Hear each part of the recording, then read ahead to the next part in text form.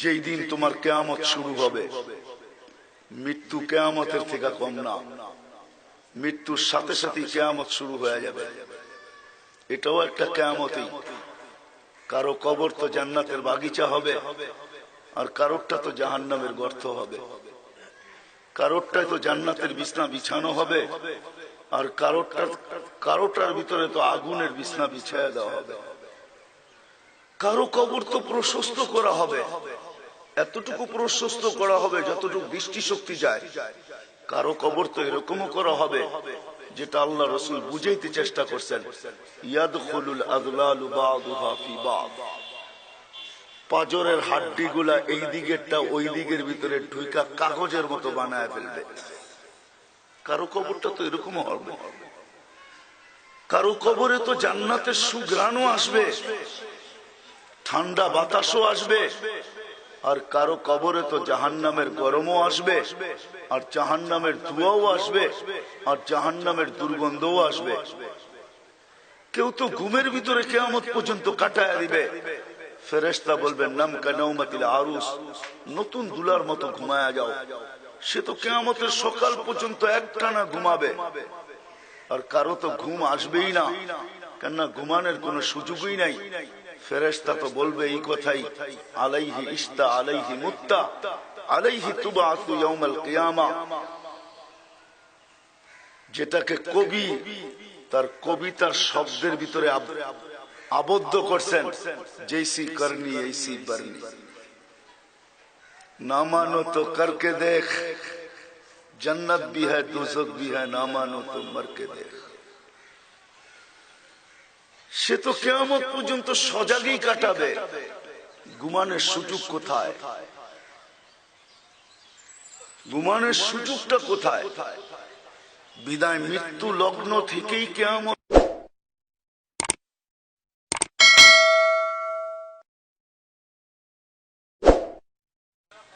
السلام عليكم ورحمة الله وبركاته. الحمد لله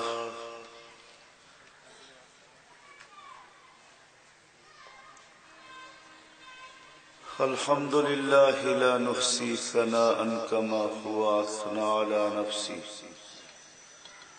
الحمد لله كما ينبغي لجلال وجهه وعظيم سلطانه. الحمد لله الذي لا إله إلا هو الحي القيوم علي العظيم لا تأخذه سنة ولا نوم. والصلاة والسلام على حبيبنا المصطفى الذي بعثه إلى الجن والإنس بشيرا ونذيرا وداعيا إلى الله بإذنه وسراجا منيرا. أما بعد فأعوذ بالله من الشيطان الرجيم. بسم الله الرحمن الرحيم. فإذا نفخ في الصور فلا أنساب بينهم يومئذ ولا يتساءلون.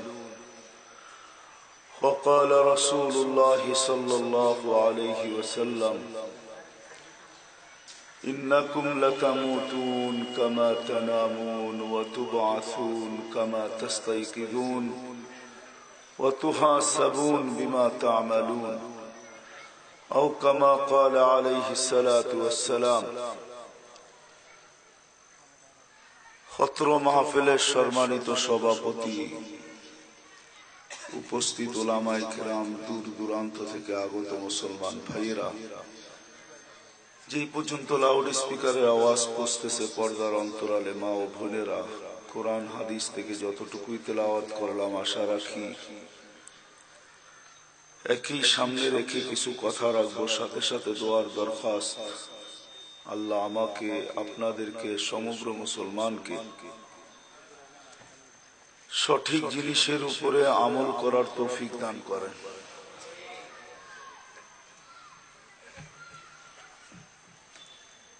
জীবনটার উদ্দেশ্য গড়া কাটানো না,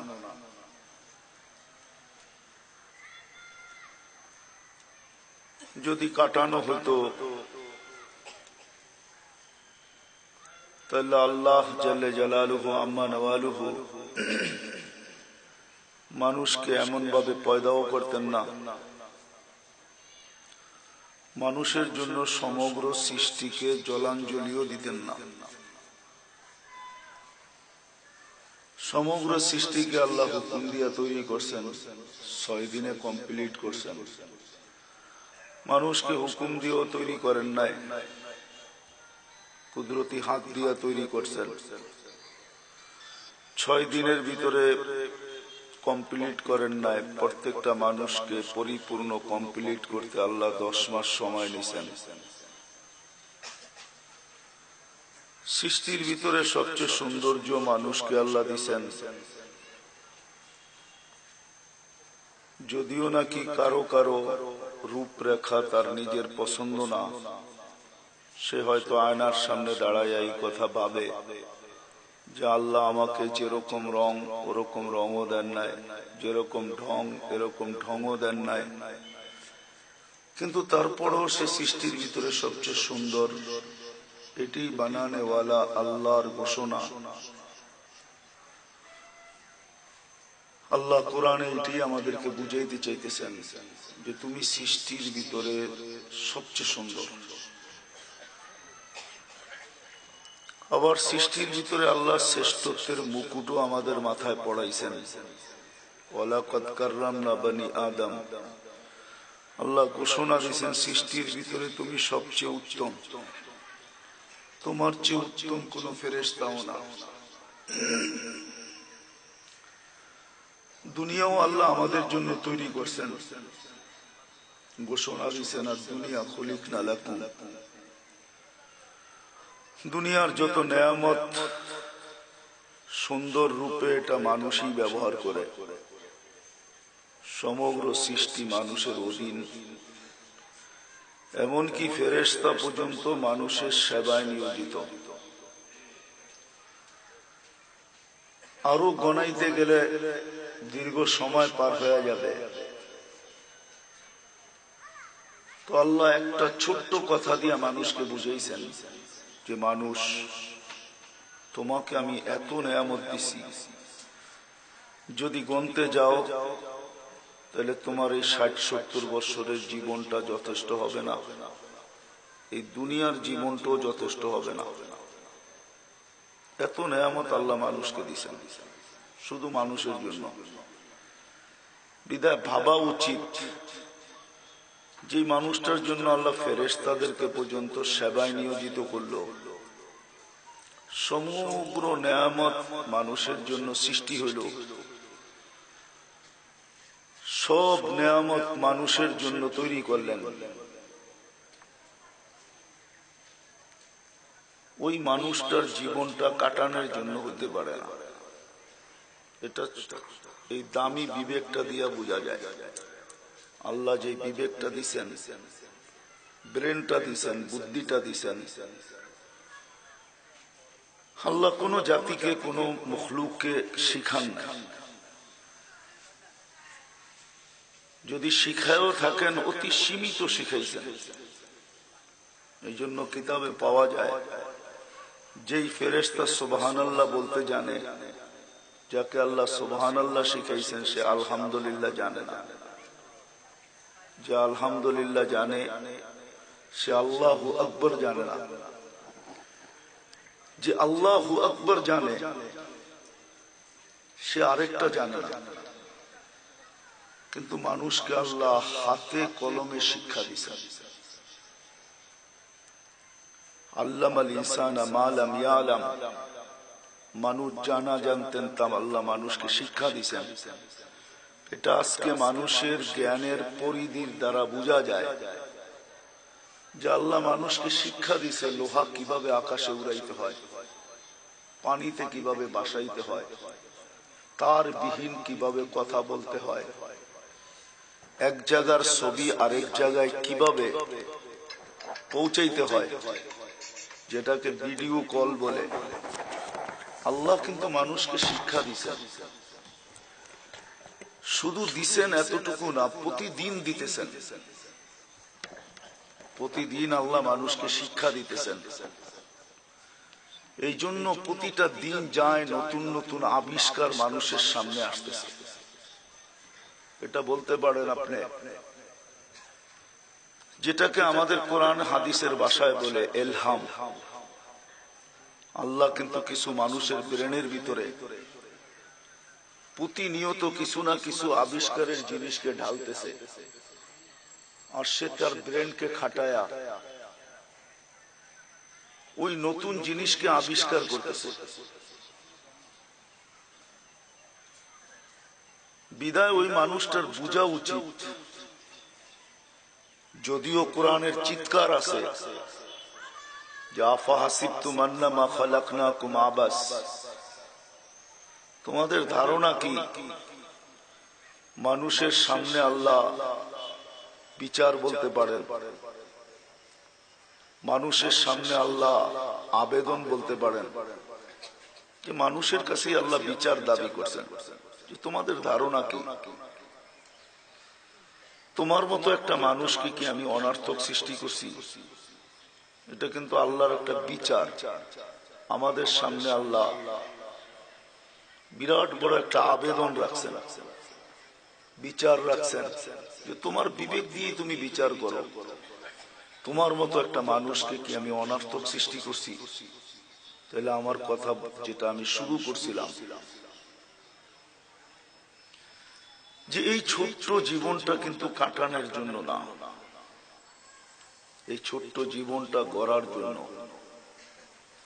এটার পিছনেই এতগুলা প্রমাণ। আল্লাহ বলতেছেন যে তোমাকে আমি অনর্থক সৃষ্টি করি নাই, তোমাকে যে জীবনটা দিছি আমি কিন্তু আপনাদেরকে বুঝাইতেই চেষ্টা করব অল্প সময়ের ভিতরে। এই ছোট্ট জীবনটা আল্লাহ কাটাইতে দেন নাই, এই ছোট্ট জীবনটাকে আল্লাহ গোড়া যেতে দিছেন। এই জন্যই আল্লাহ মানুষের সামনে তুলে ধরছেন সর্বশ্রেণীর মানুষের কাছে, শুধু 3 শ্রেণীর মানুষ ব্যতীত, যাকে আল্লাহ পাগল বানাইছেন তার সামনে আল্লাহর কোনো চাওয়া পাওয়া নাই। দ্বিতীয়, আল্লাহ যাকে ঘুমন্ত রাখছেন তার কাছেও আল্লাহর কোনো চাওয়া পাওয়া নাই। ঘুমন্ত ব্যক্তির কাছে আল্লাহর কোনো চাওয়া পাওয়া নাই। তৃতীয়, যেই ব্যক্তিকে আল্লাহ, যাকে আল্লাহ এখনো প্রাপ্ত বয়স্ক করেন নাই, বাচ্চা, তার কাছেও কিন্তু আল্লাহর কোনো চাওয়া পাওয়া নাই। এই 3 সম্প্রদায়ের থেকে কলম উঠানো বাকি মানুষকে আল্লাহ বুঝাইতে চেষ্টা করতেছেন, মানুষ তোমাকে যে ছোট্ট জীবনটা দিছি এটাকে কইরা আসার জন্য, কাটানোর জন্য না। আর যুক্তি আল্লাহ, লজিক, যুক্তি আল্লাহ দাঁড়া করছেন। আফাহাসিবতুম আন্নামা খালাকনাকুম আবাস, ও মানুষ, সমগ্র সৃষ্টির সিস্টেমের বিপরীত তোমাকে যে আমি অস্তিত্ব দিলাম কুদরতি হাতের মাধ্যমে, 10 মাস সময় নিয়া সৃষ্টির ভিতরে সবচেয়ে সুন্দর তুমি, সৃষ্টির ভিতরে সবচেয়ে শ্রেষ্ঠ তুমি, সমগ্র সৃষ্টি তোমার অধীন, হাতে কলমে শিক্ষা দিলাম তোমাকে। শুধু দিলাম না, যতদিন তুমি বেঁচে থাকবে তোমাকে শিক্ষা দিতেই থাকবো। একটা দামি ব্রেন দিলাম তোমাকে। আর শুধু শিক্ষা দেন নাই, মানুষকে শিক্ষা দেওয়ার জন্য আল্লাহ কিতাব পর্যন্ত নাজেল করলেন। সর্বশেষ আল্লাহ নিজের কালাম পর্যন্ত উঠায়া দিয়া দিলেন, নবীদেরকে প্রেরণ করলেন। তাইলে বোঝা গেল এই মানুষের সময়টা শুধু কাটানোর জন্য না, এই মানুষের সময়টা, জীবনটা, ছোট্ট জীবনটা গড়ার জন্য। এই জন্য আমি বুঝাইতে চাইতেছি যে দুনিয়াতে হাজারো জিনিসের প্রয়োজন মানুষের, দুনিয়াতে হাজারো জিনিসের প্রয়োজন। ঘুমের থেকে উঠতে দেরি, মানুষের পিছনে প্রয়োজন ধাওয়া করতে দেরি হয় না, দৌড়াইতে দেরি হয় না, প্রয়োজন তাকে ঘিরা নিতে দেরি হয় করে না, সকালে উঠতে দেরি ঘুমের থেকে, প্রয়োজন তার পিছনে দৌড়াইতে থাকে। একটা বাচ্চা জন্ম নিতে দেরি, যতক্ষণ পর্যন্ত মার পেটে ছিল তার কোনো প্রয়োজন ছিল না। আর এটাই সত্য, আমরা মানবো এটা, যে মার পেটে যতক্ষণ ছিল কোনো প্রয়োজন তার ছিল না। যখনই সে জমিনে পা রাখলো তো তার হাজারো জিনিসের প্রয়োজন দেখা দিল। পা দিতে দেরি,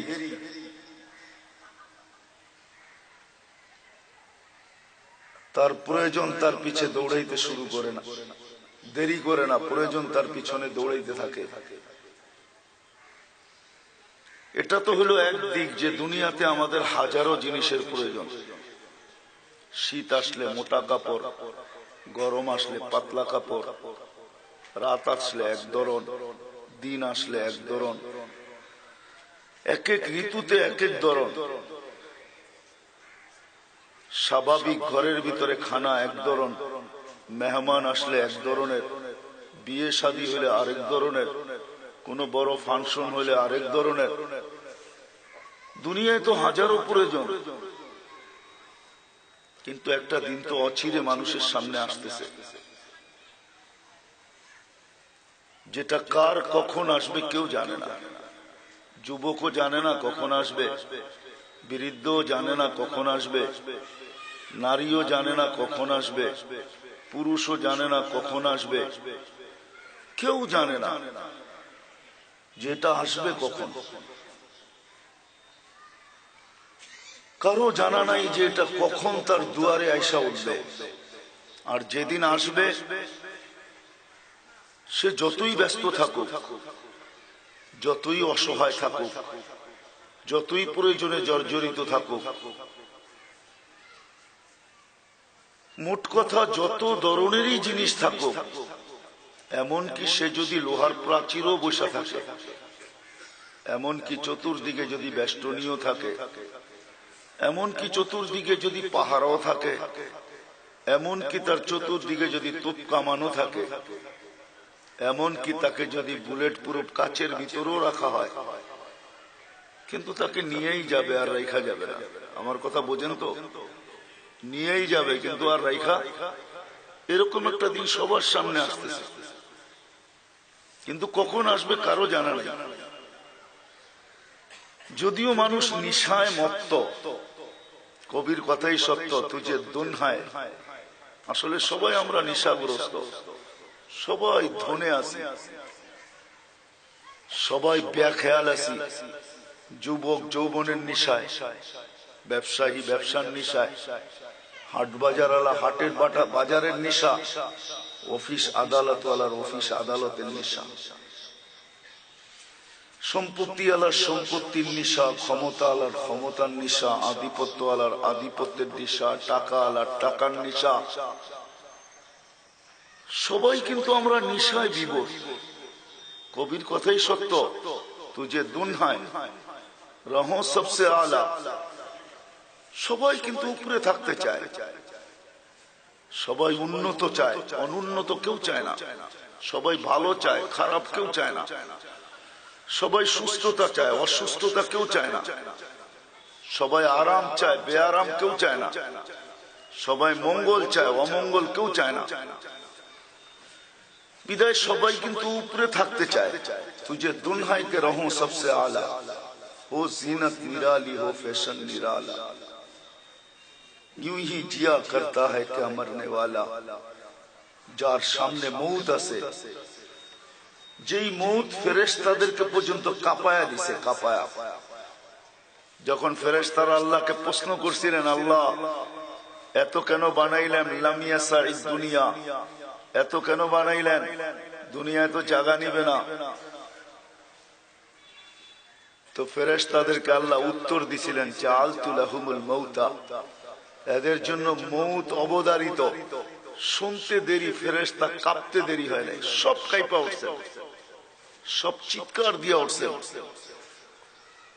তাদের দ্বিতীয় কথা ছিল লামিয়া ইশফিদ দুনিয়া, আল্লাহ মউত মৌত অবধারিত, তো দুনিয়ার মজা তো এরা পাবে না, দুনিয়ায় বসবাস করতে পারবে না, পাঠায় লাভটা কি হবে? এই জন্য আরেকটা হাদিস আছে, আল্লাহর রাসূল আমাদেরকে সম্বোধন করে বলতেছেন, লাউ ইয়ালামুল বাহাইমু মা তা'লামুনা মিনাল মাউত, মৃত্যু সম্বন্ধে তোমাদের যতটুকু ধারণা আছে, যদি চতুষ্পদ প্রাণীগুলার কুঠিবাগের এক ভাগও ধারণা থাকতো মৃত্যু সম্বন্ধে, মা আকালতু মিনহুম সামিনা, তো কারো গায়ে তোমরা গোশত পাইতে না।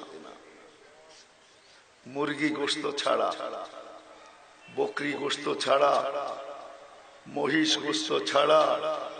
ও চিটাগাঙ্গের মানুষ, গরুর গোশত আপনাদের খুব পছন্দ, ঠিক না?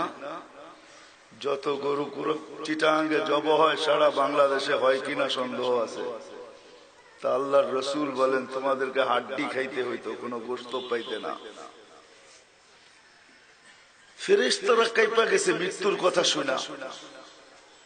তা আল্লাহ প্রতি উত্তর দিছেন যে তোমরা চিন্তা করো না, কান্নার কোনো কারণ নাই, আশ্চর্য হওয়ার কোনো কারণ নাই, চক্ষু কপালে উঠানোর কোনো কারণ নাই।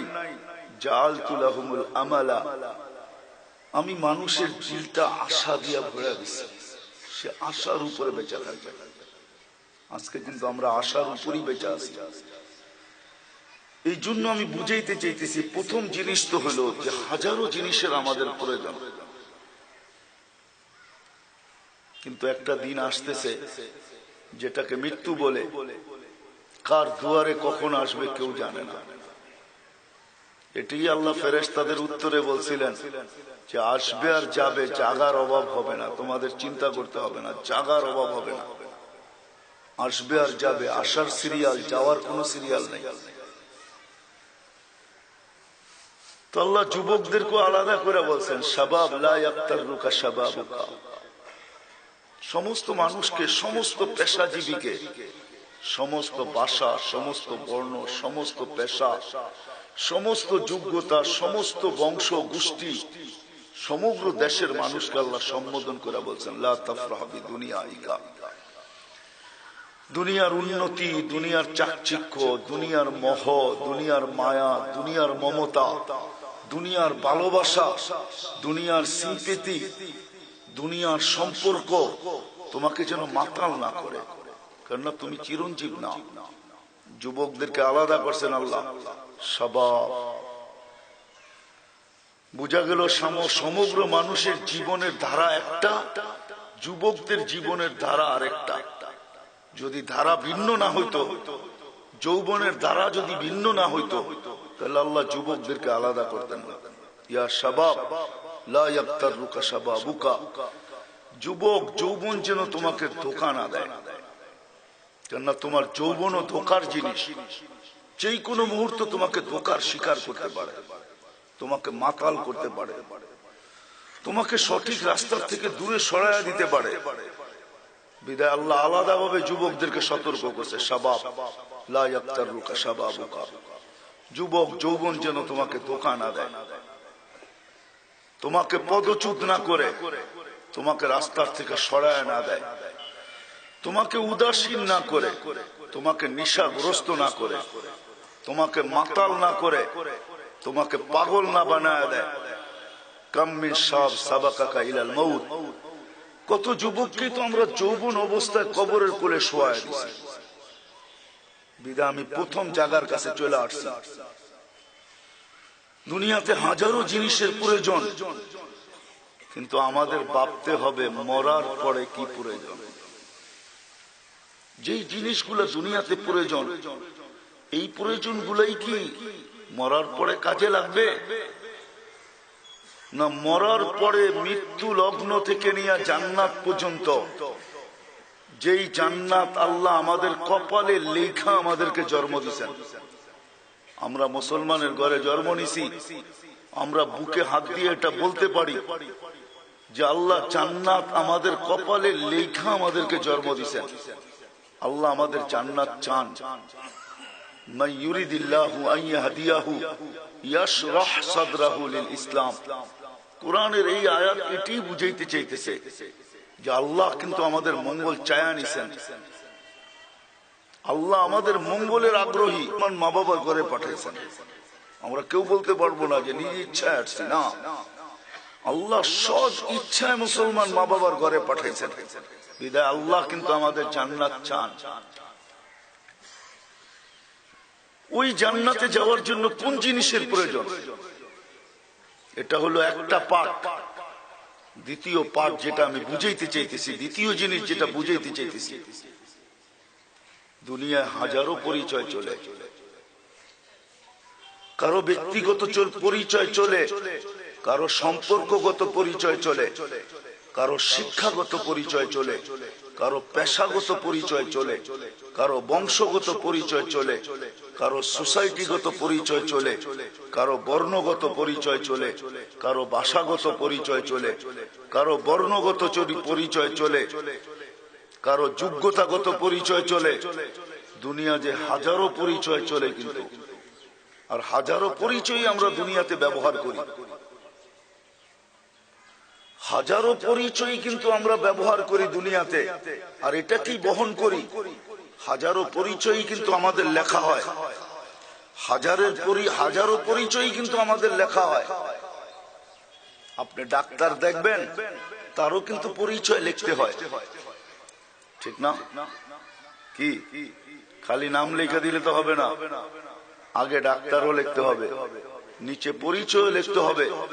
কিন্তু আমি প্রশ্নের জায়গায় চলে আসছি, দ্বিতীয় যেটা, একটা দিন আসতেছে, কিয়ামত বলেন, মৃত্যু বলেন, হাসরের মাঠ বলেন, হিসাব আর কিতাব বলেন, যেটাই বলেন আপনি, একটা দিন অচিরই আমাদের সামনে আসতেছে, যেই দিন এই দুনিয়াটাই থাকবে না, সিংহায় ফু দেওয়া হবে, সবকিছুকে ধূলিসাৎ করা হবে, দুনিয়াটা পর্যন্ত নিঃশেষে রূপান্তরিত হবে। না আমাদের ঘর, না আমাদের বাড়ি, না দুনিয়ার কোনো উপস্থাপনা, না চাঁদ, না সূর্য, না নক্ষত্র, না তারা, না আকাশ, না জমিন, না পাহাড়, না পর্বত, না নদী, না নালা, না সমুদ্র, না মহাসমুদ্র, কিছুই থাকবে না, সব নিঃশেষ হবে। ওই দিন মানুষের কোন পরিচয়টা চলবে? ওই দিন কোন পরিচয় চলবে? দুনিয়ায় তো হাজারো পরিচয় চলে, যুবকের যৌবনের পরিচয় চলে, শিক্ষকের শিক্ষার পরিচয় চলে, অফিস আদালতওয়ালার অফিস আদালতের পরিচয় চলে, ক্ষমতাওয়ালাদের ক্ষমতার পরিচয় চলে, দুনিয়ায় হাজারো পরিচয় চলে। কিন্তু মৃত্যুর পরে কোন পরিচয়টা চলবে, এটা আপনাদেরকে আমি বুঝাইতে চাইতেছি। কোন পরিচয় চলবে মৃত্যুর পরে? বাপের জন্য কি বেটার পরিচয় চলবে না চলবে না? স্ত্রীর জন্য স্বামীর পরিচয় চলবে কি চলবে না? বেটার জন্য বাপের পরিচয় চলবে কি চলবে না? বাড়ির জন্য ভাইয়ের পরিচয় চলবে কি চলবে না? দুনিয়ার কোন পরিচয় ওই দিন চলবে কি চলবে না? তা আল্লাহ মানুষকে এটাই বুঝাইতে চাইতেছেন, ফাইদা নুফিখা ফিস সূর, যেই দিন তোমার কিয়ামত শুরু হবে, মৃত্যু কিয়ামতের থেকে কম না, মৃত্যুর সাথে সাথে কিয়ামত শুরু হয়ে যাবে। এটাও একটা কিয়ামতই।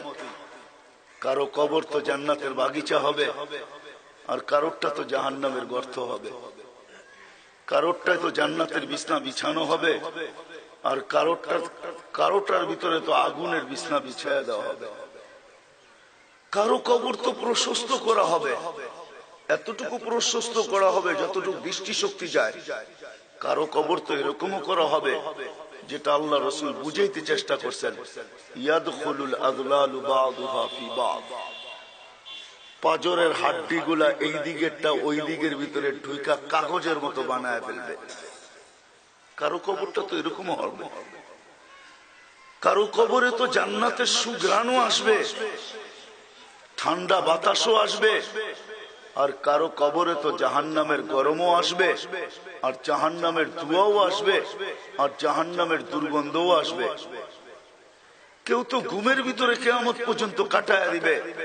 ফেরেশতা বলবেন নাম কানাউমাতিল আরুস, নতুন দুলার মতো ঘুমায়া যাও। সে তো কিয়ামতের সকাল পর্যন্ত একটানা ঘুমাবে, আর কারো তো ঘুম আসবেই না, কেননা ঘুমানোর কোনো সুযোগই নাই। ফেরেশতা তো বলবে এই কথাই, আলাইহি ইস্তা আলাইহি মুত্তা আলাইহি তুবাসু ইয়াউমাল কিয়ামা। যেটাকে কবি তার কবিতার শব্দের ভিতরে আবদ্ধ করছেন, জৈসি করনি ऐसी बरनी, ना मानो तो करके देख, जन्नत भी है दोजख भी है, ना मानो तो मर के देख। সে তো কিয়ামত পর্যন্ত সজাগই কাটাবে, ঘুমানোর সুযোগ কোথায়? ঘুমানোর সুযোগটা কোথায়? বিদায় মৃত্যু লগ্ন থেকেই কিয়ামত শুরু। আল্লাহ এটাই বুঝাইতে চাইতেছেন, ফালা আনসাবা বাইনাহুম ইয়াউমাইদিন ওয়ালা ইয়াতাসাআলুন। ওই দিন দুনিয়ার কোনো পরিচয় চলবে না, কসম খোদার কোনো পরিচয় চলবে না। ওই দিন কোনো পরিচয় চলবে না। আজকে পরিচয় পরিচিতি চলে, কিন্তু ওই দিন কোনো পরিচয় চলবে না। ওয়ালা ইয়াতাসাআলুন, কেউ কাউকে জিজ্ঞাসা করার সুযোগ পাবে না, কেউ কারো দিকে তাকানোরই সুযোগ পাবে না। আম্মা জান আয়েশা রাদিয়াল্লাহু তাআলা আনহার সামনে যখন আল্লাহ রাসূল তুলে ধরছিলেন যে আয়েশা, কিয়ামতের দিন সব খালি পায়ে উলঙ্গ আসবে, তো আম্মা জান আশ্চর্য হয়ে চিৎকার দিয়ে উঠছিলেন, কি বলেন ইয়া রাসূলুল্লাহ, উলঙ্গ আসবে নারী পুরুষ নির্বিশেষে? তো আল্লাহর রাসূল বলছে, হ্যাঁ। বলছে ইয়া রাসূলুল্লাহ, যদি সবাই উলঙ্গ আসে তাহলে এটা কেমন হবে? কেউ কারো দিকে তাকাবে না, নারী পুরুষের দিকে তাকাবে, পুরুষ নারীর দিকে তাকাবে। তো আল্লাহ রাসূল চোখের পানি ছেড়ে বলছিলেন, আয়েশা ইয়াউমুন আসির, বড় কঠিন দিন, বড় কঠিন দিন, কঠিন। চোখে পানি চলে আসছে, বড় কঠিন দিন। কোরআন যদি আরেকটা শব্দে বলছে লিকুল্লি ইমরিইম মিনহুম শাআনু ইউগনি, বলছে আয়েশা কেউ কারো দিকে তাকানোর সুযোগ পাবে না। তখনই আল্লাহ রাসূল একটা চিত্র তুলে ধরছেন যে আয়েশা, আম্মা জানকে বুঝানোর জন্য বলে, আয়েশা শুনো, মুসা আলাইহিস সালামের মতো নবী পর্যন্ত আরশের খুঁটি ধরে চিৎকার দিবে, কাআন্নী আনজুরু মুসা মুতালাফফিফুন বিউমুদিল আরশ, বলে আমি ওই দৃশ্য যেন দেখতেছি এখনই। মুসা আলাইহিস সালাম আরশের খুঁটি ধরে চিৎকার দিবার বলবে, রব্বি লা আসআলুকা উম্মি, মাকে চাই না, ওয়ালা আসআলুকা উখতি, আমার বোনকেও চাই না, আসআলুকা নফসি, আপনি আমাকে বাঁচান, আমাকে। ওয়াজিআ বিজাহান্নাম, আল্লাহর রাসূল কোরআনও বলতেছে, আল্লাহর রাসূল আরো একটা চিত্রটাকে খুলে তুলে ধরছেন। জাহান্নাম যখন নিয়ে আসবে তো জাহান্নাম একটা চিৎকার দিবে, চিৎকার। ফেরেশতা পর্যন্ত জায়গায় চিৎকার দিয়ে বসে পড়বে, ফেরেশতা পর্যন্ত বসে পড়বে, ফেরেশতা, বড় বড় ফেরেশতা পর্যন্ত কাঁপতে থাকবে। ওই দিন দুনিয়ার কোনো পরিচয় চলবে না, দুনিয়ার কোনো প্রয়োজন মৃত্যুর সাথে সাথে কাজে আসবে না, আর ওই প্রয়োজন আমাদের পিছা করবে না। ওই প্রয়োজন, দুনিয়ার হাজারো জিনিসের প্রয়োজন কবরে হবে না, এটা দুনিয়া পর্যন্তই শেষ। মৃত্যুর সাথে সাথে কোনো পরিচয় চলবে না। আল্লাহর রাসূল কিন্তু ১৬ লক্ষ সাহাবায়ে কেরামকে এটাই বুঝাইছেন। সাহাবারা বুঝছেন, বুঝার কারণেই সমগ্র ক্ষমতা থাকা সত্ত্বেও আল্লাহ যাদের হাতে ভান্ডার তুলে দিয়েছেন, ভান্ডার, আপনাদেরকে আমি বুঝাইতে চাইতেছি, সৃষ্টির ভান্ডারটা যেন তাদের হাতের মুঠায় ছিল, মুঠায়। যদি মুঠায় না থাকতো তাহলে আলী রাদিয়াল্লাহু তাআলা আনহু সূর্যকে হ্যাক করতে পারতেন না। হ্যাক বোঝেন তো? হ্যাক বোঝেন? আইডি হ্যাক করে না, যুবকরা ভালো বুঝবে, আপনারা বুঝবেন না বুড়ারা। এটা বুড়াগো ওয়ার্ড, কোড ওয়ার্ড না। জায়গাটা জায়গায় থামায় দিছে সূর্যকে। অথচ জিজ্ঞাসা করেন বিজ্ঞানকে, সূর্য সেকেন্ডে বা ঘন্টায় কত হাজার কত লক্ষ কিলোমিটার বেগে দৌড়াইতেছে। আঙ্গুলের ইশারা করতে দেরি, এটা থামতে দেরি হয়। আমাদের জমিনটা ঘন্টায় 66,000 মাইল বেগে দৌড়াইতেছে সূর্যের পিছনে। সূর্য এর চেয়েও কয়েক লক্ষ কয়েক হাজার গুণ বেশি দ্রুত গতিতে ভাগতেছে, দৌড়াইতেছে।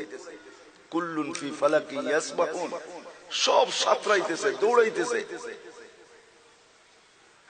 ওই সূর্যকে থামায়া দিছে, থাম। আল্লাহ সমগ্র সৃষ্টি উনাদের হাতের মুঠায় করে দিছে, মুঠায়। নাইলে সমুদ্রের উপর দিয়া ঘোড়া দৌড়ানো কোনো সাধারণ ব্যাপার না। হ্যাঁ, ঘোড়ার পেটে চড়া সাঁতরানো যায়। এইখানে বহুত লোক আছে বর্ষাকালে খাল পার হইছে গরুর পিঠে বৈশা, ঠিক না? ঠিক না? কি মনে আছে? মনে নেই? হ্যাঁ, কিন্তু আপনি পিঠে চূড়া পার হয়েছেন, গরু সাঁতরাইছে, আপনি ধরে রাখছেন লেঞ্জায়, পার হয়ে গেছে। সাহাবা এরকম করে নাই, ঘোড়ার পিঠে চূড়া পানির উপর দিয়া ছুটা গেছে, ছুটা দৌড়ায় পার হয়েছে। এখনো জায়গা রাখা আছে, আপনি যান। বাহরাইন যেদিক দিয়ে সাহাবা ইকরাম ঘোড়া নিয়ে গেছেন, ওই জায়গায় এখনো চিহ্ন লাগানো আছে, চিহ্ন। আপনিও দেখে আসেন যে এইখান দিয়া 27 কিলোমিটার ঘোড়া দৌড়ায় পার হয়েছে। কি ধারণা আপনার? কি ধারণা যারা নদীর উপর দিয়ে ঘোড়া দৌড়াইতে পারে? কি ধারণা আপনার? আমি তমিমে দারি রাদিয়াল্লাহু তাআলা আনহুর কবর দেখছি লিবিয়া টিউনিসিয়ার বর্ডারে, কিন্তু আমার মনে একটা আকাঙ্ক্ষা ছিল, যদিও হাস্যকর, যে হায় তমিমে দারি রাদিয়াল্লাহু তাআলা আনহু, হায় তমিম, তুমি যদি হাত দুইটা দিয়া যাইতা তাহলে আমাদের ফায়ার সার্ভিসের দরকার হতো না। তোমার হাতের ইশারায় অগ্নিগিরি পাহাড়ে আবদ্ধ হইতে বাধ্য ছিল। তুমি যদি হাত দুইটা দিয়া দিতা তাহলে তোমার হাত যেখানে আগুন ওইখানে নিভতে বাধ্য, কেন তোমার হাতের ভিতরে তো এই কেরামতি ছিল যে তুমি অগ্নিগিরিকে হাত দিয়ে ইশারা করতেছ, দূরে থেকে ইশারা করতেছে, এর যে ওরা যা পিছে, তো আগুনও মাইনা বাচ্চার মতো পিছে যাইতেছে। পাহাড়ে আবদ্ধ করা আবার হুকুম দিতেছে, লা তাখরুজি ইলা ইয়াউমিল কিয়ামা, কিয়ামত পর্যন্ত বাহির হবে না, খবরদার, বাহির হইলে আমি উঠে আসবো। অথচ কবর লিবিয়ায়,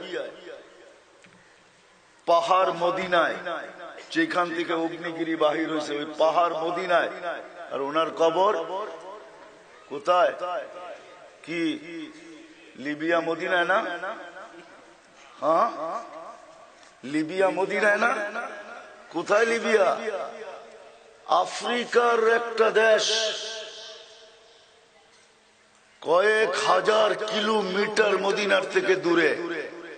আর উনি পাহাড়কে বলা যেতেছে কি, লা তাখরুজি ইলা ইয়াউমিল কিয়ামা, কিয়ামত পর্যন্ত বাহির হবি না, খবরদার।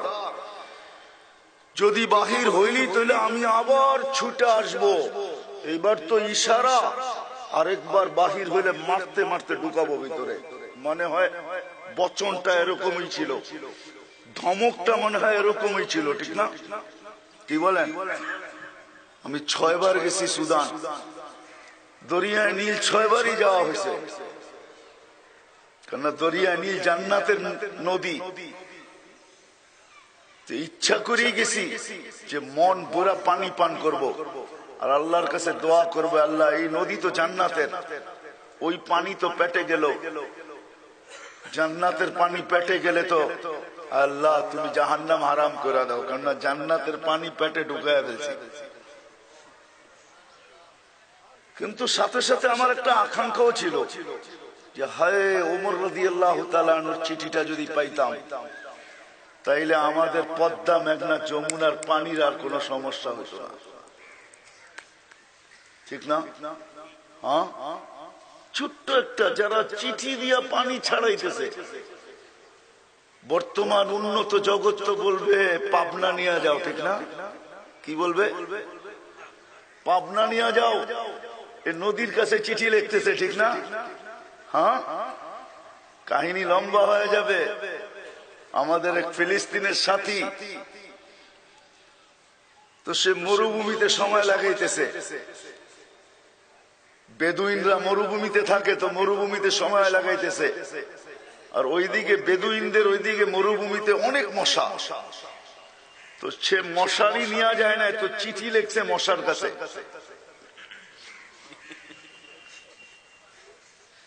ওই চিঠি বালিশের নিচে ছিল, চিঠি লিখছে এরকম যে, মশা, আমি কিন্তু আল্লাহর রাস্তায় বাহির হয়েছি, সারাদিন পরিশ্রম করি, রাত্রে একটু ঘুমাবো, বিদায় তুমি আমাকে একটু বিরক্ত করো না আল্লাহর ওয়াস্তে।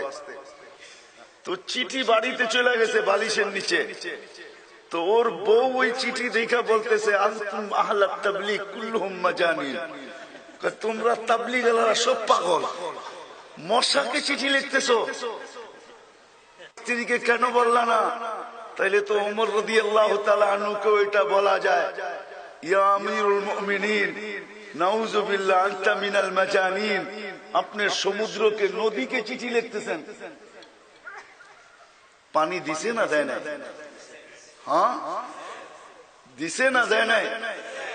হায়, পানি শুধু দেয় নাই, আগে যতটুকু দিত তার থেকে 6 ফিট বেশি দিছে, 6 ফিট। আজকেও ওই দিনে, ওই মুহূর্তে, ওই সময় যখন দরিয়ায় নীলের পানিটা 6 ফিট আগের থেকে 6 ফিট উঁচা হয়ে ওঠে, তখন সবাই ভাবতে থাকে 2 কুল মনে হয় সব প্লাবিত করে ফেলবে, কিন্তু উঠা আগের দিকে দাওয়া হতে থাকে, 4500 কিলোমিটার পর্যন্ত ভরা যায়, 1 ইঞ্চি পানি 2 দিকের বাহিরে যায় না। আজকেও সাহাবায়ে কেরাম বুঝছিলেন, আল্লাহ রসুল বুঝাইছিলেন, আল্লাহ রসুল বুঝাইছিলেন, যার কারণে যাদের হাতের মুঠায় সবকিছু ছিল, সব পুরা ভান্ডার যাদেরকে আল্লাহ তুলা দিয়া দিয়েছিলেন, যদি তুলা না দিতেন তাহলে মেঘকে ডাইকা কি করে বৃষ্টি বর্ষণ করতেন?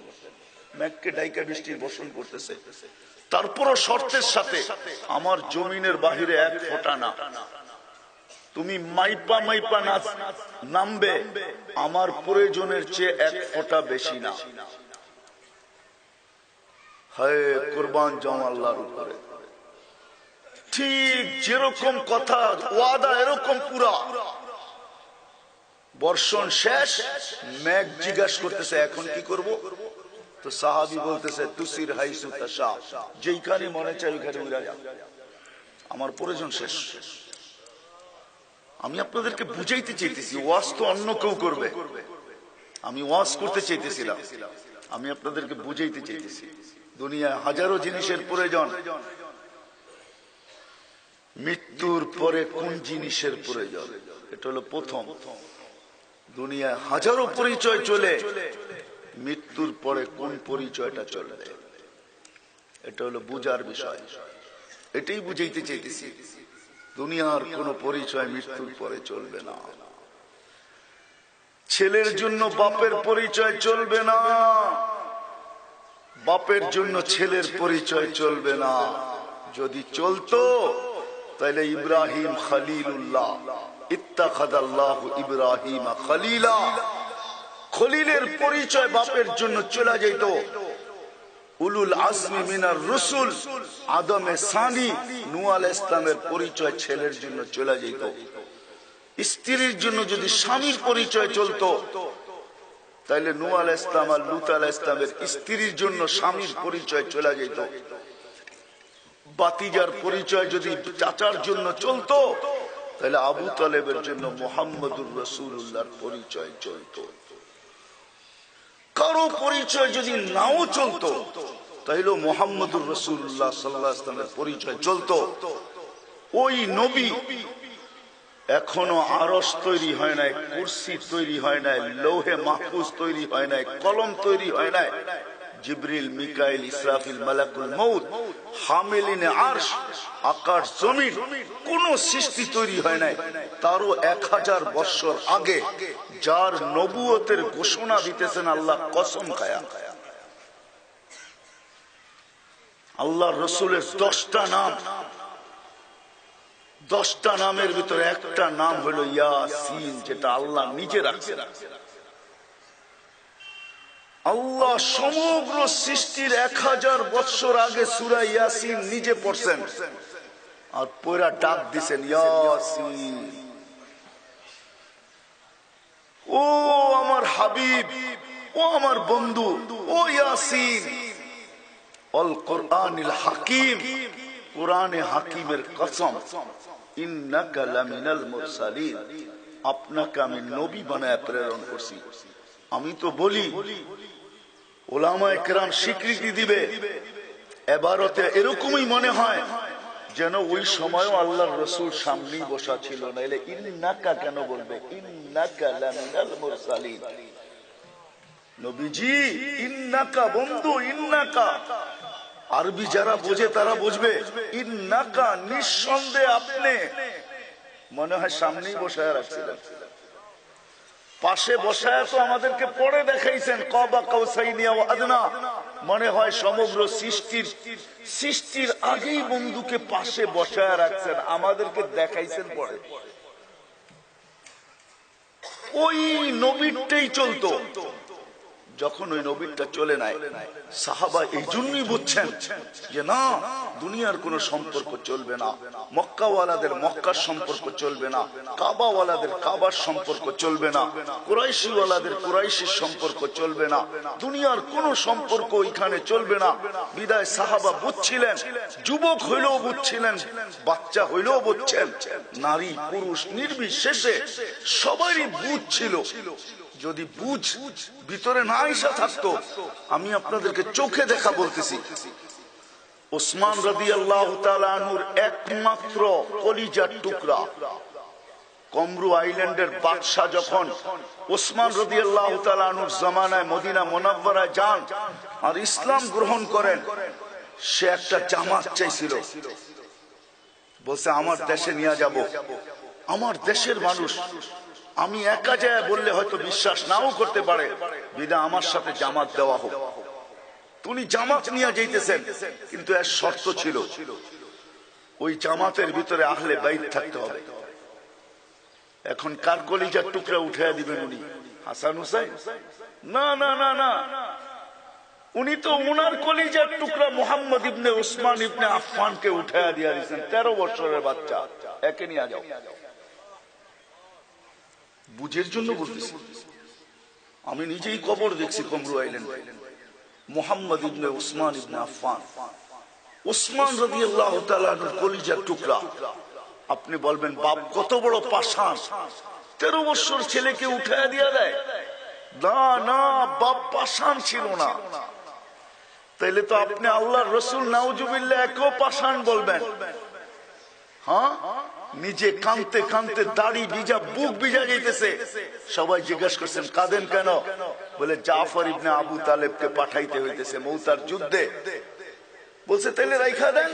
বলে না, রাখার কোন সুযোগ নাই। বলে তাইলে চোখের পানি জড়াইতেছেন কেন?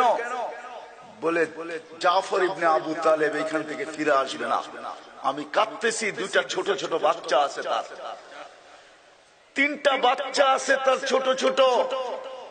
যখন মৌতালারা ফিরে আসবে আর জাফর ফিরবে না, আর 3 ছেলে যখন আমাকে জড়ায় ধরে প্রশ্ন করবে আইনা আবুনা জাফর, আমাদের আব্বা জাফর কোথায়, তো আমি কি জবাব দিব? এই জন্য আমার চোখে পানি গড়ছেও। তাই মৌতালারা ফিরে আসছে, 3 ছেলে আসছে দৌড়ায় আল্লাহ রাসূলের কাছে।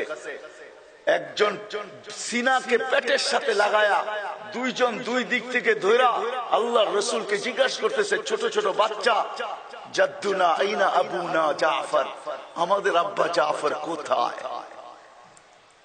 দুনিয়া দেখছে ওই দিন আল্লাহর রাসূল কাঁদতে কাঁদতে নিডাল হয়ে গেছে। তারপরে 3 ছেলেকে এমনি ধরে উঠায়া চুমু খায়া বলছে, আমি তোমাদের আব্বা, জাফর আর ফিরে আসবে না, জাফর আর ফিরে আসবে না। জর্ডানে যার কবর, বিকল্প রাস্তা ছিল না, কেননা মৌতের পরে কোনো পরিচয় চলবে না। দুনিয়ার কোন প্রয়োজন ওইখানে পিছে দাওয়া করবে না, দুনিয়ার কোন সম্পর্ক চলবে না। আল্লাহ এটাই বুঝাইতে চাইতেছে, ফালা আনসাবা বাইনাহুম ইয়াওমাইদিন ওয়ালা ইয়াতাসাআলুন। সাহাবা বুঝছিলেন বিদায় 13 বছরের ছেলে, সময় নাই। আজীব কাহিনী, মাত্র 6 মাস বয়সে পুরা জাজিরা, পুরা দ্বীপ মুসলমান হয়ে গেছে। 13 বছর 6 মাস যেদিন বয়স, ওই দিন মুহাম্মদ ইবনে উসমান ইবনে আফফান ইন্তেকাল করে। তার কবর সমুদ্রের পাড়ে, বৎসরে একবার ভারত মহাসাগরের পানি উঁচা হয়, আর আইসা ওই কবরের সাথে বাড়ি খায়, টাচ লাগে, ঢেউ আইসা বাড়ি খায়। তা আমি কমরু আইল্যান্ডকে জিজ্ঞাসা করছি, বৎসরে একবার হয় কেন? বলছে এটা তো বলতে পারবো না। তা আমি বলছি এটা কিতাবের কথা না, আমার আবেগ বলে, আমার আবেগ বলে ভারত মহাসাগর মদিনা মুনাব্বারায় যায় চুমা খাওয়ার ক্ষমতা রাখে না। সে মনে হয় আল্লাহকে এটাই বলে, আল্লাহ মদিনা মুনাব্বারায় যায় তোমার হাবিবের রওজায় চুমা খাওয়া আমার কোনো ক্ষমতা নাই, কিন্তু তোমার হাবিবের সাথে সম্পর্কিত জিন নুরাইন উসমান ইবনে আফফানের কলিজার টুকরা আমার পদদেশে মুহাম্মদ নামী শুয়ে আছে। আল্লাহ কমসে কম এই কবরে আমাকে চুমা খায়া মদিনার চুমা দেওয়ার স্বাদ মিটাইতে দাও। এটা আমার আবেগ বলতেছে। তোরা আমাকে মাথায় নিয়ে চুমা দিতেছিল যে মুফতি তুমি কি কইলা, আমরা তো কোনোদিন ভাবি না এটা। ও মেরে দোস্ত, বাস্তবই এটা। মাগরিবের সময় হয়ে গেছে, আমি আর লম্বা সময় আপনাদের নিতে চাই না। আসেন ভাবি, আজকে তো 24 ঘন্টা ভাবি দুনিয়া নিয়া। ছেলে বিদেশে তো মা বাবা সারাদিন ভাবে, স্বামী বিদেশে তো স্ত্রী সারাদিন ভাবে, বাপ বিদেশে তো সন্তান সারাদিন ভাবে, আত্মীয় স্বজন বিদেশে তো আত্মীয় স্বজন সারাদিন ভাবে। আমরা সারাদিন দুনিয়া নিয়ে ভাবি। খোদার কসম, এই পুরা মজমাকে আমি বলবো, মনে হয় না কেউ হাত তুলতে পারবে যে আমি 24 ঘন্টার ভিতরে 2টা মিনিট এই কথা ভাবি যে মরার পরে আমার কি কাজে লাগবে। একজনও মনে হয় হাত উঠাইতে পারবে না যে 24 ঘন্টার ভিতরে প্রত্যেকটা ঘন্টা 60 মিনিটে 24 ঘন্টার ভিতরে আমরা কেউ 2টা মিনিট এই কথা ভাবি বৈশা যে মৃত্যুর পরে আমার কি প্রয়োজন হবে, দুনিয়ার কোন সম্পর্কটা প্রয়োজন হবে, দুনিয়ার কোন জিনিসটা আমার প্রয়োজনে আসবে। কসম খোদার, যদি 2 মিনিটও ভাবতাম, আল্লাহর তো ওয়াদা, আরে 2 মিনিট না, 1 মিনিটও যদি এই ভাবনা তোর মাথায় আসে, তো লা তাফাক্কুরু সাআতিন খায়রুম মিন ইবাদাতি 60 আও 70 সানা, তো তোমাকে আমি 60-70 বছরের বন্দেগী দেওয়ার জন্য প্রস্তুত আছি। তুমি পাইবা দেখো আমি দেই কি দেই না। কিন্তু এই বিশাল মজমার একজনও হাত উঠায় বলতে পারবেন না। আপনাদের পায়ে হাত রেখা বলি, রাগ হয় না, মা বোনদেরকে তো দেখাই যায় না। আমার আওয়াজ পৌঁছতেছে, কোনো মা বোনও বলতে পারবে না। বিশাল এক সংখ্যা যুবকদের বসা আছে, তারাও বলতে পারবে না। অথচ আল্লাহ চিৎকার দিতেছে, যুবক তোকে আমি আরশের নিচে ছায়া দিতে চাই, তোকে নিয়ে ফেরেশতার উপরে গৌরব করতে চাই, তোকে পারফেক্ট বান্দা বানাইতে চাই, তোর গলায় আমি শ্রেষ্ঠত্বের মালা পরাইতে চাই, তোকে দেখলে আমি লজ্জা পাইতে চাই। কিছু যুবক আছে যাদেরকে দেখে আল্লাহ লজ্জা পান। লাউলা ইয়া শাবাব, তারপরে আল্লাহ বলেন, যুবক তুই না থাকলে কবে আকাশ লোহার, কবে জমিন তামার, বৃষ্টির একটা ফোঁটা না, শস্যের একটা দানা না, আমি সারা দুনিয়াকে বহুত আগে ধ্বংস করে দিতাম। কিন্তু পারি না যুবক তোর দিকে চায়া। লাউলা শাবাবা খুশা লাজালতু সামা হাদিদা ওয়াল আরদা সাফসাফা ওয়াত তুরাবা রামাদা ওমা আনজালতু মিনাস সামাই কাতরা ওমা আমবাততু মিনাল আরদি হাব্বা বাল আনজালতু আলাইকুমুল আযাবা সাব্বা। একের পর এক আযাব দিয়ে ধ্বংস করে দিত। যুবকের কাছে সময় নাই যে এই কথাটা ভাববে যে মৃত্যুর পরে আমার কি প্রয়োজন হবে, কোন প্রয়োজনটা মৃত্যুর পরে আমাকে আমার পিছে ধাওয়া করবে, দৌড়াবে।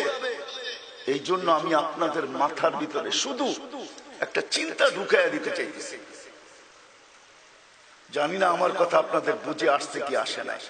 আসেন সবাই মিলে আজকে ভাবতে চেষ্টা করি, ভাবি, চিন্তা করি, বসি, ভাবি। খোদার কসম, খোদার কসম, একটা কাহিনী আছে আমাদের ফাজাইলে সাদাকাতে, যে মদিনা মুনাওয়ারাতে হাদিস পড়ানো হইতেছে, কিন্তু এক যুবক 2 হাঁটুর ভিতরে মাথাটা ঢুকায়া দিয়ে দূরে বসে আছে। 3 মাথা হয়ে বসে আছে, 3 মাথা বোঝেন, হয়ে বসে আছে। তো খিজির আলাইহিস সালাম যায় বলতেছে, ওই যুবক এইখানে বসে আছিস কেন? দেখো না হাদিসে রসুল শোনানো হইতেছে, আল্লাহর রসুলের হাদিস শুনো। তো যুবক জবাব দিতেছে, লোক আব্দুল হকের থেকে শুনতেছে, হকের বন্দা থেকে, আর আমি ডাইরেক্ট হকের থেকে শুনতেছি। চিন্তাই কিন্তু যুবককে ওইখানে পৌঁছেছে। আজকে আমাদের মাথায় চিন্তা নাই, দুনিয়ার চিন্তা তো আছে। সকাল হইলে ভাবি কি খাবো, দুপুর হইলে ভাবি কি খাবো, রাত হইলে ভাবি কি খাবো। শুধু কি খাবো ভাবি না, উন্নত কি খাবো। সকালে উন্নত নাস্তা কি খাবো, দুপুরে উন্নত খাওয়া কি খাবো, রাত্রে উন্নত খাওয়া কি খাবো, উন্নত কাপড় কোনটা পরবো, উন্নত বিছনায় কিভাবে ঘুমাবো, উন্নত কামরায় কিভাবে থাকবো, সারাদিন এই চিন্তা। কিন্তু যুবক বলতেছে আমি হকের থেকে ডাইরেক্ট শুনতেছি। তো খিজির আলাইহিস সালাম বলতেছে, তোর একটু পরীক্ষা নেই? বল আমি কে? কথা বাড়াইবা না এখানেই শেষ করবা? বলে বলো আমি কে? বলে তুমি খিজির, আর কথা বাড়ায়ও না, তাহলে কিন্তু অবস্থা আরো খারাপ হইতে পারে। এখান থেকে ভাগো, এখান থেকে ভাগো। তুমি খিজির, কথা আর বেশি বাড়ায়ও না, এখান থেকে ভাগো। আমার সম্পর্ক ছিন্ন করো না, আমি কিন্তু সম্পর্ক লাগায় বসে আছি। এরকম যুবক ছিল। বিদায় যুবকদেরকে বলবো, আসো আমরা আজকে চিন্তা করি, ওয়াদা করি সপ্তাহে আজকে থেকে চিন্তা করব। আর চিন্তা আপনাকে রাস্তার উপরে উঠাবে। যখন চিন্তা মানুষের মাথায় ঢুকা যায় আর দিলের ভিতরে বসা যায়, তখন বাপের বিটাও বিক্রি করতে বাধ্য করে। বাপের বিটাও বিক্রি করতে, বসত বাড়িও বিক্রি করতে। আরে বহুত চিটাগাঙ্গে পাওয়া যাবে বসত বাড়ি বিক্রি করে বিদেশ গেছে, ঠিক না? বহুত বাংলাদেশে পাওয়া যাবে বসত বাড়ি বিক্রি করে মালয়েশিয়া যাওয়ার জন্য চুরাই পথে দালালের হাতে পয়সা দিছে। আজ পর্যন্ত না মালয়েশিয়া হইছে, না বসত বিটা পাওয়া গেছে, না দালালের খবর পাওয়া গেছে, না ওর মালয়েশিয়া যাওয়া হয়েছে। শত হাজারও পাওয়া যাবে। আসেন আজকে থেকে চিন্তা করি, করবেন তো ইনশাআল্লাহ? পাক্কা ওয়াদা? আমার কথা বুঝে আসছে? হ্যাঁ, চিন্তা করেন, ইনশাআল্লাহ রাস্তা খুলবে। আর রাস্তা যদি নাও খুলে, ইনশাআল্লাহ হক্কানি উলামাদের দুয়ারে যাবে। শেষ পর্যন্ত চিন্তা আপনাকে হক্কানি উলামাদের দুয়ারে নিয়ে যাবে। আমি তো সারা বাংলাদেশে আরেক রকম বলি, আপনাদেরকে আরেক রকম বলি। সারা বাংলাদেশ বাইচা গেলেও চিটাগাংরা বাঁচতে পারবেন না। কেননা পুরা চিটাগাং সারা দুনিয়ার এলেমের দ্বিতীয় মার্কাজ বলা যায়। দ্বিতীয় মার্কাজ, প্রথম দারুল উলুম দেওবন্দ, দ্বিতীয় হলো চিটাগাং। বর্তমান হিসাবে আমি চাইনা শুইনা দেখা বলতেছি, আমেরিকাতে যত মাদ্রাসা আছে 90% হলো বাংলাদেশি উলামায়ে কেরাম, সব চিটাগাঙ্গের থেকে পড়ালেখা। অস্ট্রেলিয়ায় বলবেন, ইউরোপে বলবেন। আগমনে শুনাইছিলাম আমি, এক দেশে আমি গেছি, যে দেশটার নামই হলো উলঙ্গ দেশ। কি? ওরিয়ান জায়া, ল্যাংটাগো দেশ। ওইখানে যে মাদ্রাসা পাইছি, যে এটাকে স্থাপনা করছে, যে বানাইছে, সে পটিয়ার ফারেক। এক জামানায় পটিয়া ইন্দোনেশিয়ান ছেলেরা পড়তো, এইখান থেকে পড়া যায় ওইখানে বানাইছে। তা আমি জিজ্ঞাসা করছি, তুই এইখানে কি করিস? আমি মাদ্রাসা বানাইছি। কয় বছর? 4 বছর। ছাত্র কত? 5,500 ছাত্র ছাত্রী মাত্র। 4 বছরে 5,500 ছাত্র ছাত্রী। এই জন্য আসেন আজকের থেকে চিন্তা করি, আর চিন্তাই আমাদের সামনে রাস্তা খোলা দিবে। এটা আল্লাহর ওয়াদা। এই জন্যই আল্লাহ হুকুম দিছেন, এই জন্যই কোরআন চিৎকার দিছে, আফালা তাতাফাক্কারুন ইন্না ফি খালকিস সামাওয়াতি ওয়াল আরদ ওয়াখতিলাফিল লাইলি ওয়ান নাহার লাআয়াতিল লিউলিল আলবাব আল্লাযীনা ইয়াযকুরুনাল্লাহা কিয়ামান ওয়া কুউদান ওয়া আলা জুনুবিহিম ওয়া ইয়াতাফাক্কারুনা ফি খালকিস সামাওয়াতি ওয়াল আরদ রব্বানা মা খালাকতা হাযা বাতিলা। তারপরে ভিতর থেকে আওয়াজ আসবে, রব্বানা ফাকিনা আযাবান নার। এই জন্য সবার কাছে আমার দরখাস্ত, যে আসেন আজকের থেকে ভাবতে শুরু করি। আল্লাহ আমাকেও আমল করার তৌফিক দান করেন, আপনাদেরকেও আমল করার তৌফিক দান করেন। ওমা আলাইনা ইল্লাল বালাগ।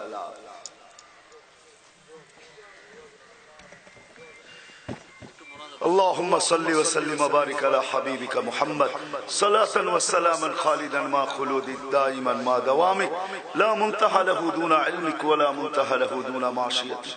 আয় আল্লাহ, পরন্ত বেলা, আল্লাহ এখনই সূর্য ডুববে। আয় আল্লাহ, আমরা এতটুকুই ফরিয়াদ করব।